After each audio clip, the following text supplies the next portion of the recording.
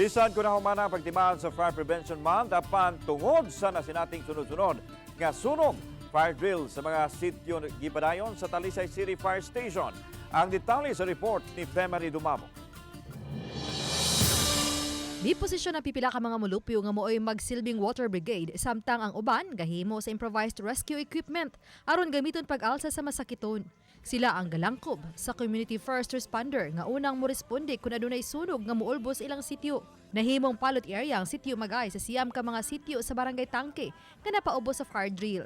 Gila ang barangay nga usa ka populated nga dapit o gasikit-sikit usabang ilang panimay. Ang mga mulupyo ang nisalmo tusab sa fire drill. Himuon din hinagyud sa ato ang tagsa-tagsa ka o sa komunidad na gyud tagsa-tagsa nato ka mga sityo tungod kay well at least ma-equip sila og mga responders diha na sila ang barangay unya pag-remind na siguro ni sa ilaha nga kanang kinahanglang magmatngon no o unya ma-check pud nato ma-assess pud nato ang capability sa ato ang barangay. Mag-public address ba magrekorida unsay mga buhaton sa paglikay sa sunog kay karong yung panahon nagitang assess sa atong gingon taas kay ang heat index. So nag-meeting sad mi nga unsaon na mo magparekorida kana dili magduwag kayo, dili magsunog-sunog, nya i-check ang mga wirings. Sa buwan sa Marso natala sa dakbayan sa Talisay ang napo kadagkong sunog usa niini miug daw sa kapino sa kagatos ka mga panimay sa barangay Kansuhong. Sa miaging simana 5 ka sunog ang gialarmahan sa Talisay City Fire. Usa niini ang warehouse nga midanyos og 21 milyones pesos. Laing sunog sa barangay San Isidro nga mikalasa sa 68 anyos nga bedridden nga Swedish national. Gawa sa paspas nga pagpaong sa kayo, gipatinaw ni Senior Fire Officer 2 Edelson Sarvida nga usa sa tuyo sa fire drill ang fire prevention.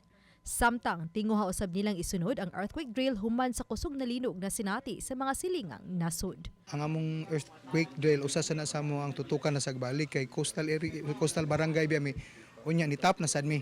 Gani nami schedule nga training nga pag-sponsoran sa ato ang Action Agad Administration ni Mayor Samsam. Mag-initiate ta og citywide nga earthquake drill. Nahimo naman ni subang lugar ang Baguio for instance, nakahimo na sila dito gitawag nilag city shake drill.